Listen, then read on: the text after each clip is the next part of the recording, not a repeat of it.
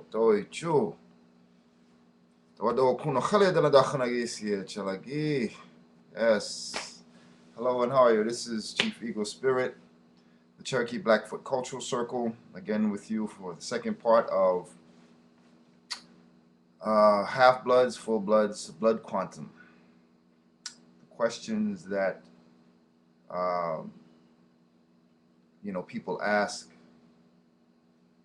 with regards to how much blood does it take to be an Indian? It tickles me sometimes. The people who are quote full bloods. To them, I say, I understand your pain. So much has been taken away with no restitution or reparations, where we see all around us where crimes have been committed by governments and there has been some measure of restitution. So I understand your pain. You're thinking that someone else is going to come who's not full blood and get what's owed to me. All right. Fine. But in the same breath, this is very, very, very difficult, even for me, because in some circles, I'm not looked at as a half-blood. I'm looked at as an entire Indian. People, when I go to powwows, at least outwardly, ask what tribe you're from. Okay. They don't ask, oh, how much blood you have? I'm going to get a scale or something, withdraw my blood and measure how much blood, Indian blood is within my veins. So you can really tell that. Hollywood has done such a very, very bad job of portraying indigenous peoples. It's almost disgraceful, because they have only zeroed in on one particular tribal community, as though to say this represents the entire spectrum, and that is what causes problems. Cause people to argue, cause people to fight, even kill each other. Thank God, from what I know so far, I haven't seen anything like that. But when you have such a sensitive subject as this, people can come to blows over that. And I'm wondering if this is what they want, because they never did want to see indigenous peoples come to prominence, at least the darker ones. You have the ones that own the casinos, and you got white folks writing books about them, and not even secretly saying these are not Indians, these are white people. And I'm not saying this. I'm quoting um, um, with particular to the, I think, Mohegan casino, or the yeah, up in the greater upstate New York or Connecticut. They're writing books. I can't give you particular authors, but I've seen one of the books that they're saying, and I've read a couple of pages out of the book and said that these are in fact white people. They're not natives. So, and then you hear whisper darker Indians around the country who talk to other people, black people, some white people, and they say they're tired of seeing these white people running around calling themselves Indians. Now you get some Indians who also say they're tired of black people, doing the same. They're not Indian. They're black. They're from Africa. They're not Indian. They're white. They're from Europe. Well, you know, it's a very, very difficult subject to deal with. I come this way by no easy means when I speak on this particular subject, because it's sensitive, and it's hurtful to a lot of people. Some people feel, again, threatened by others. outsiders, if you will, right? Cool. Because there have been indigenous families that have remained intact on the reservations for the last 100 years or more. And when I say intact, or at least to the grandmothers, greats who are dying out now, the values. Because what is an Indian? Again, is it the blood? Yes and no. The blood quantum is partially, but you see the spirit of the Indian who deals with liberation and truth and justice for his people. That's what a true Indian is. But you'll see a Indian who can look and say, look, these people are not in our best interest. Remember Gayote, Geronimo, from the Apaches once said, I should have never put my gun down. I should have fought to the death because these people ain't going to change. Who's he talking about? He's talking about white folks.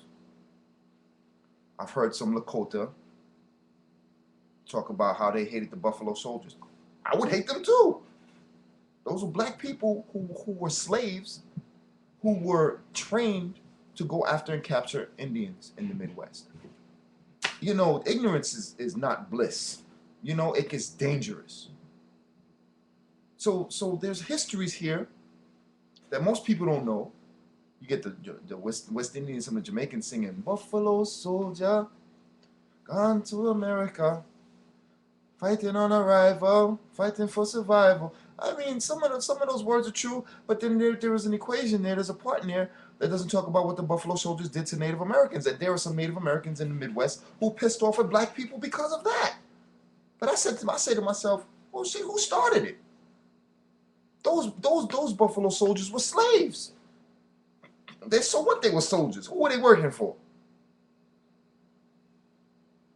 If they were getting paid at all.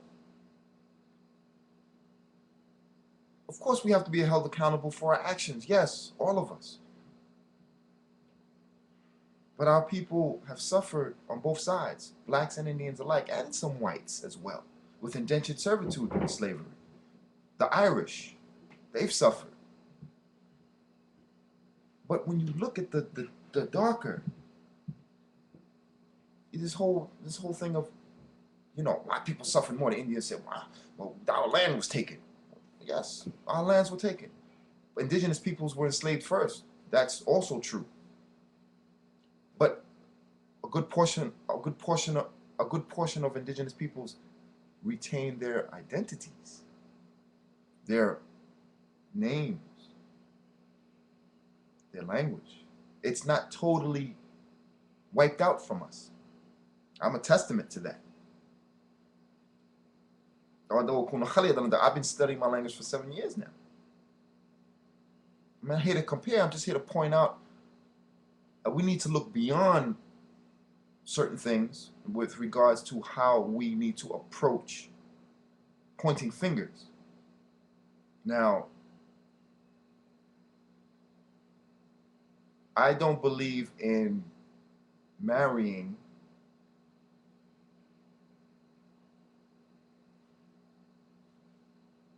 into another group of people who look like the people who are responsible for our demise. Now, I'm going to give an example. I'm going to give a very good example of this. There was a Jewish family, and the father and the mother, and I learned this from the minister. They were up there in their 70s, 80s maybe, and they had a daughter who was Jewish. She fell in love with a German. Now, she loved this man tremendously. She wanted to marry him. She came home and told her parents. Could you imagine the looks on their faces? You know, and she, I think it was the father and the mother pulled her aside of the room, said, "We understand, your love." And then he pulled up his arm, he pulled up a sleeve on his arm, and showed the daughter the mark from the concentration camps. and said, baby, it's too soon. World War II ended when? 1945? I know my adopted father fought in the war. It ended in 45, right? So we're talking about what? Um, 60, 70 something years ago almost now? Or 65, 67 years? Almost 70 years. 67 years ago? So what that says is that how are you going to marry somebody who I cannot stand? Imagine our people in the past 150 years, 200 years. Father has an indigenous daughter. She comes home with Dick, John, and her father lost his father in the war against the British, against the Americans, and they took their land and nearly wiped out all of their people. He was, in fact, the last remnants of his people left. She comes home with a white guy. Imagine how he feels. Some people say, oh, it doesn't matter what the father thinks, you know. Well, then look at it for what it is. Look at the arguments today. Look at the conflicts. Look what it has created. Because I'm seeing people all over the way, oh, this blood quantum thing, you know, I'm half blood and people want to accept me, and you know, and you know, full bloods pointing their fingers, and there are not too many full bloods left. Another issue. You know, unless you go in the sun and you tan without tanning lotion, or you know, I mean, most Indians were dark skinned and brown skinned in this country. The pictures prove it. Gayote lived in the sun. I seen black Indians. So this whole thing about, you know, my blood is half, but you know, I'm mostly this, I'm mostly that, you know, but I have 1/16th, 1/18th blood requirement, so it's just enough. No, it's not. Because you can't come into a community of indigenous peoples who are trying to resurrect the spiritual and moral values of their people, and you coming in with your Western nasty ways of living in our communities. That's what undermined our communities from the beginning. So people want to run around here and talk about they're Indian, but they're acting like savages when our people did not act this way. And I get people who say, oh, you people were cannibals. If we were cannibals, there wouldn't have been a white person who would have survived here. Well, I didn't say all of you were cannibals. Some of you were cannibals. You know, just like scalping. They said scalping was started by us. Lies. The Europeans came here with that nastiness from Europe. So, anyway, this topic has really got me, you know, it's got me going. My blood pressure's up on this one, you know, because I don't care what obstacles I come across, I knock them down. I know I'm native because of the truth that I speak and my actions. I'm not here to defend anyone. I'm just here to speak the truth, as I always do in my other videos. Um, I was resurrected here in the streets of New York City, find out, you know, after being adopted, not knowing who I was. And I'm going to expound on the truth of my people as much as I can, much as I learn, as much as I'm going to teach. And with that, I'll say, hey,